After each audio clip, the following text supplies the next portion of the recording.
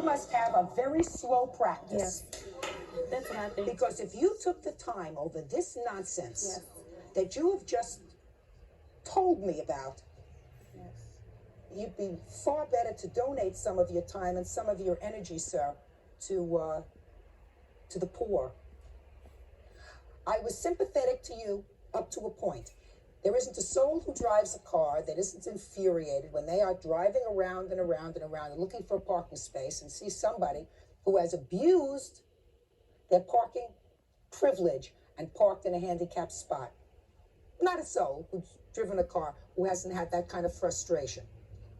You took it a step too far, and she has a cross complaint against you for $5,000 for unlawful imprisonment for a period of well over 20 minutes. Is that what it was? No. How long? It was like 3 hours. Until from the time he blocked your car until the time the police came, how much time elapsed? From the time he blocked me until the time the first set of police arrived.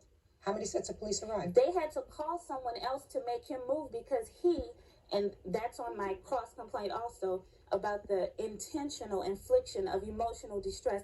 This is when my son became emotional because he would still not move. They had to call someone else to make him move. Why wouldn't you move when the first set of... He wanted me arrested. Why wouldn't you move when the first set of police came? The first set of police never asked me to move my car. I heard him.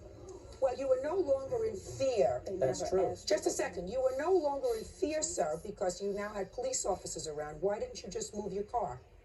Because they didn't tell me to. I believe you keyed his car. Right? Let him fix it.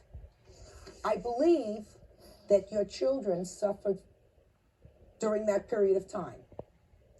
And I assume you'll never park in a parking space again. Back to that place. Never.